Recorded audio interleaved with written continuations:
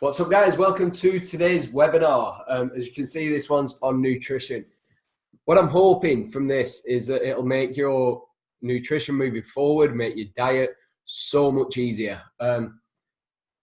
We often get dragged into misconceptions and into sort of so much misinformation with regards to nutrition, with regards to what's really important, that I wanted to put this quick, maybe a 20-minute presentation together, just so that we can get some of the absolute fundamentals down, so that you guys can understand what it is that you're really aiming to do, what you need to prioritize, and what's important when it comes to nutrition. So, as we know, good nutrition is absolutely essential for your health, performance, and for any adaptation, anything that we're looking to sort of adapt to, any way that we're wanting to move forward. We need good nutrition to support that.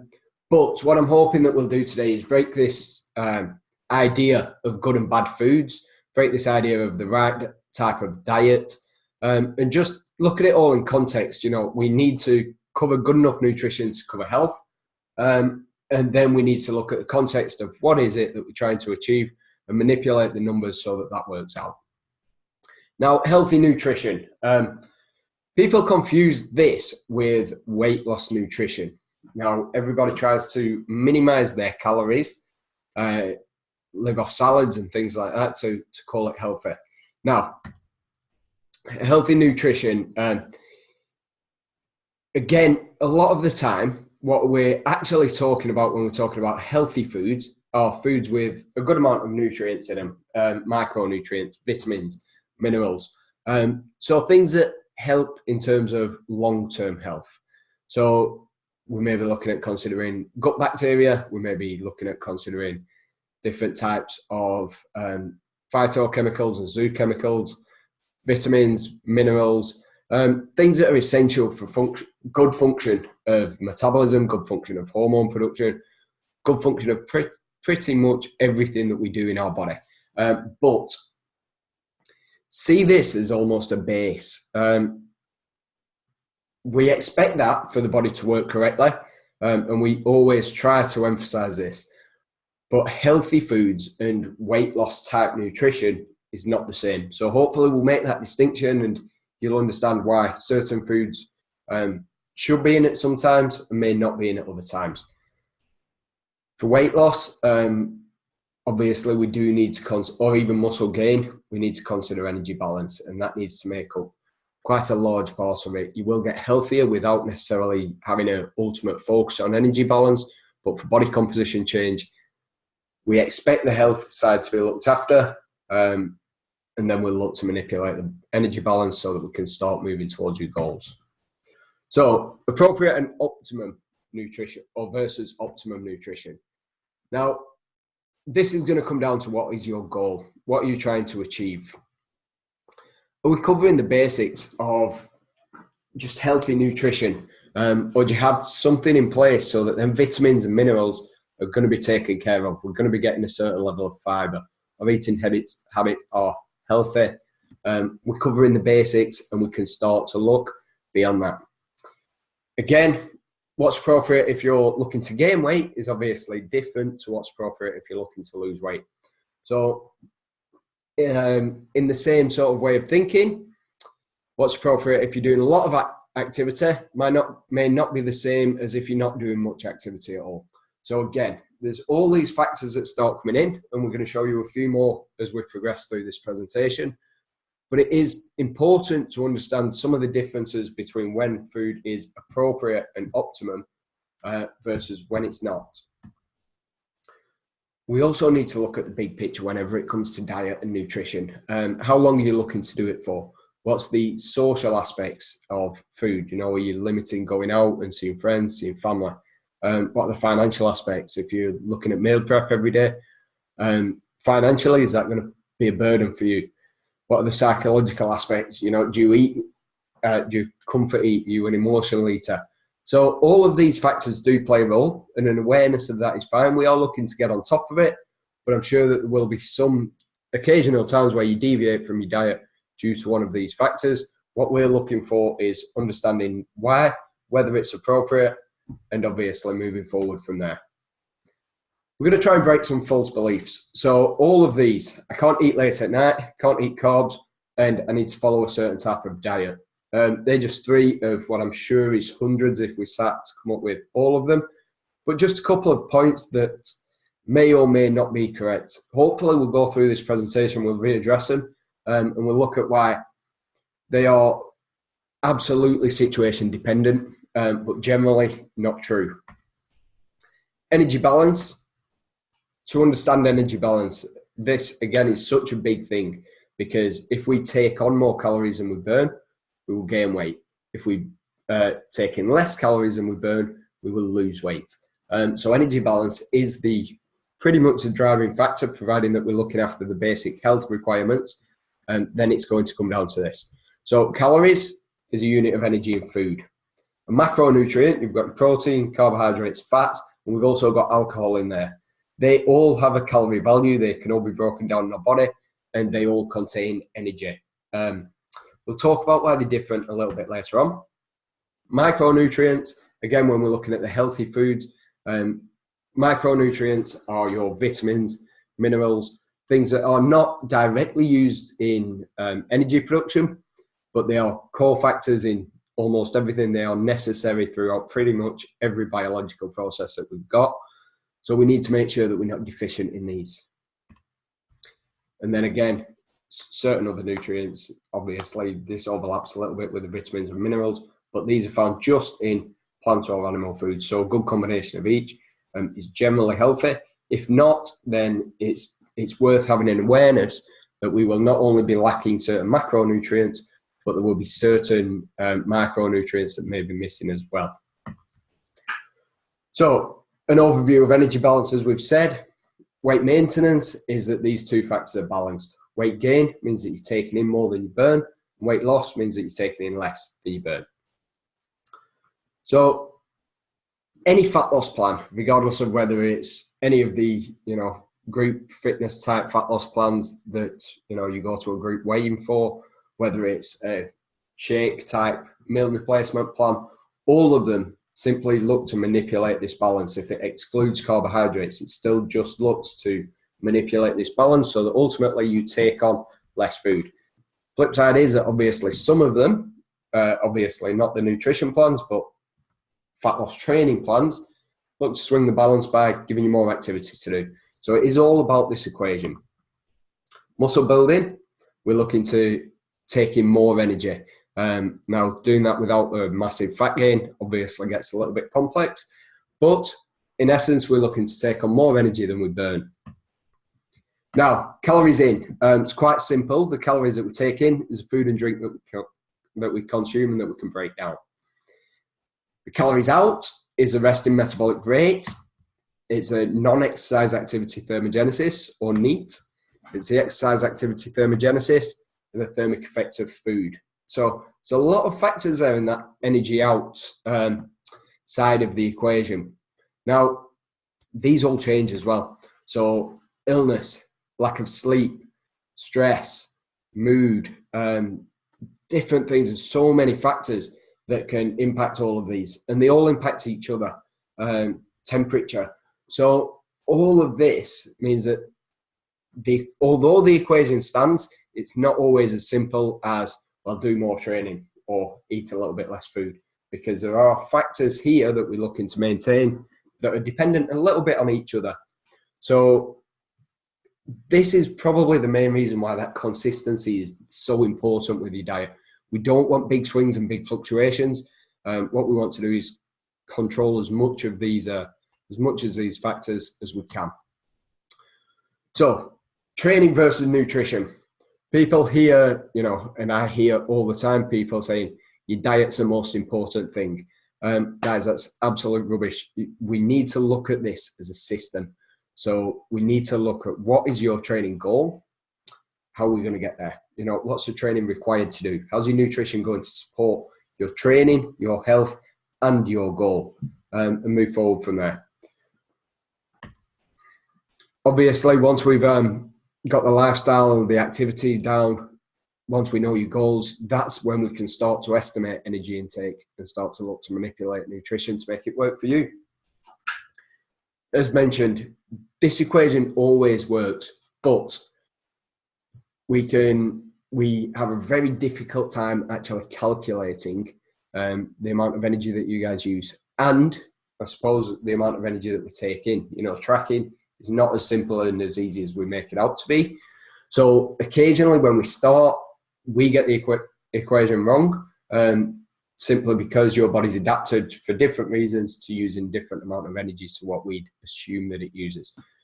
That doesn't take long to work out, but appreciating that it's not always going to be correct first time, and we sometimes need to see it through and make the necessary changes straight away. That's important to understand if you're looking to make progress. It's not always going to work straight away, and actually the diets that work short term, that we do get correct straight away, sometimes are way too strict and end up causing issues and plateaus extremely early through the diet. So all calories are created equal. A calorie, as we've mentioned, is a measurement of energy. It's a unit of energy. So yes, from the perspective of a unit of energy, it is equal. However, protein, carbs and fats will have massively different roles within our body. We'll go through some of this in a couple of minutes, but they are broken down differently in the body. They are used for different things. They're optimized for different things.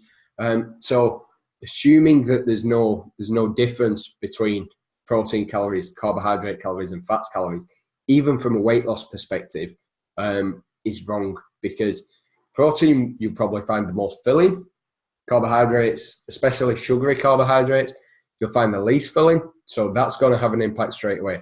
They are used for different things in your body. So carbohydrates will be much easier to use for breaking down energy during exercise, for example. They all have different roles when it comes to health. Protein in building muscle, repairing muscle, creating enzymes. Fats, looking after your nervous system, creating hormones. So we need a good combination of each, and it's simply not correct to assume that they are all the same. Although the energy requirements, we can argue that they're the same, but there is also an argument that the thermic effect of protein tends to be higher. So therefore, obviously, extremely important to realize that the same amount of calories from protein will actually take more energy to break down, meaning that you've almost consumed less.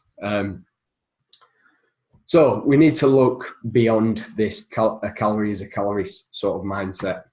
Now, macronutrients, protein, again, we're looking, it's 4 calories a gram. And so when it comes to food tracking, how many calories per gram is essential to note. And mainly we're looking at this in terms of muscle building and repairing from your training, and hormone and enzyme production. Now, amino acids make up proteins, so when they get broken down, they are broken into amino acids, and they take on different roles. Different amino acids, different combinations of amino acids make up different proteins. They have different roles in your body.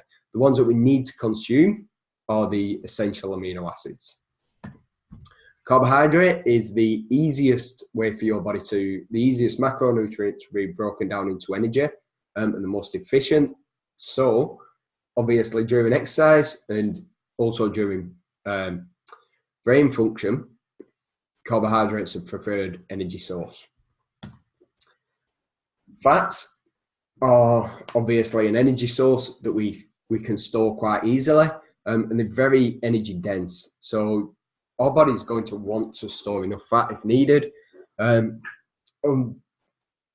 fat has so many roles, cellular function, hormone production, just in general health, we have to consume a certain level of fat. So any diet that excludes fat completely is not going to be a successful diet, or even that limits fat massively. What we tend to do is we work out the calorie requirements, work out the protein levels, and then from there, it almost comes down to preference, as long as we get a certain amounts of fats in, how much fat or carbohydrate you want in your diet. Again, they do have different roles when it comes to training. So people doing a lot of endurance work may have a lot more carbohydrate. People looking to build muscle may have at least a reasonable amount of carbohydrate, so that they're fueling the training effectively. Now, fiber, I wanted to cover in this. It doesn't contain calories, but it is contained in your fruits, your vegetables, your whole grains, a lot of the sort of carb foods. So sometimes when people try and cut carbs out, they tend to massively reduce fiber. Now, this is essential just for healthy gut function. So we need to make sure that this is considered as important pretty much as what the macronutrients are. I've not included alcohol on this, but alcohol contains 7 calories a gram. Now, trying to make sense of this, we know that we need the vitamins, minerals, fiber, macronutrients. We know that we need to get this through varied, high-quality foods. So then we need to start to bias our nutrient intake and energy intake. So we either need to decide, well, we need to be clear on what our goals are, and then we need to take in either more or less calories dependent on what the goals are. We need to make sure that we're having optimum protein, and then that the enough fats and that the levels of the other nutrients are working for you. We know how much protein and fats we need. So again, the bottom line, protein and fats, will generally be the first things calculated out of the calories, and the calories remaining, we can make it up. Regardless of what diet that is that you prefer to be on, that's fine. There may be medical reasons, there may be preference reasons, there may be lifestyle reasons as to whether you want to go keto, go intermittent fasting, go high carb, low carb. Regardless of where it is after these fundamentals, is fine, but that's a later consideration, making sure that we get the calories right, that we get enough protein, and that obviously we're covering the healthy nutrition. They're the first considerations that we need to look at. So, tracking your food, making sure that we are taking on the right amount of calories. We tend to suggest MyFitnessPal. It's simply extremely easy to use and to track. Now, making progress with body composition means consistency. We have to be consistently getting the right number of calories, consistently hitting the required macronutrients. So really important that we're looking at that. Again, one thing that I like about people tracking the diet is that they see quite easily that there's not good or bad foods. There's just foods that are appropriate at some times and not appropriate at some times. Now, this doesn't mean that it becomes numbers based, and it's not just about hitting your numbers in your diet. Again, we need to look after health. There are going to be considerations when it comes to nutrient timing. So what we're trying to get across is that, tracking food for the energy requirement side of it is extremely important, but it's not the be all and end all. Now, we can diet and we can manipulate calories through consistency without tracking, and we do this through meal plans, basically eating the same foods all the time, and then you eliminate certain foods if you're looking to drop your calories or certain portions of their meals, and you add things if you're looking to increase your calories. They'll have the same effect, so you can do it through meal plans, but obviously at FX we tend to suggest people track the food, get a bit of an understanding of what's in your foods that you're eating, and understand it's not about good and bad foods, it's just foods that work at certain times and that might not at others. Just the last point on there, sorry, it doesn't need to be long-term. So we want everybody to be able to get to a point where they understand the nutrition enough to eat intuitively, to be able to maintain weight, gain a little bit of weight, drop a little bit of weight without necessarily tracking. But at the minute, initially, I think that everybody is generally better off by trying to build the knowledge, build the understanding of nutrition, spending the first couple of weeks on any nutrition plan, any diet plan, tracking the food so that you start to see what's in them foods. If that's going to be extremely difficult, obviously there's other ways around it. And we do this by working out what level you're at. So, if you're level 1, realistically focus on getting good quality nutrition, get all your healthy foods in, make sure that you get enough of a level of basic micronutrition, vitamins, minerals, make sure that you're somewhere near with your calories. You're mindful of how much protein intake you're having, but this might not necessarily be tracking. The next one, you might need to track your protein levels, track your calories, without too much effort. So making sure that you're somewhere near and allowing again to see consistency, see changes. And then the more advanced you get, the more detail we need to get into this. So you might need to start to micromanage things, start to really look at being a little bit more specific with the tracking of food, being a little bit more targeted in terms of what other nutrition you're putting with it, looking at supplements and so on. Now, supplements. Do I need supplements? Will it help? Protein shakes, coffee. I've got alcohol in there because it's a common question. Should I include a protein shake? Will it help? Do you need more protein in your diet? Or have you got adequate protein? If you've not got adequate protein, do you need a combination of nutrients? Because if you do, it might be just as easy to add another meal in there. Can I drink alcohol? It won't help. However, again, just working out how much damage it's going to do, probably not horrendous. Depends on where you're at in terms of how strict and how specific we need to be.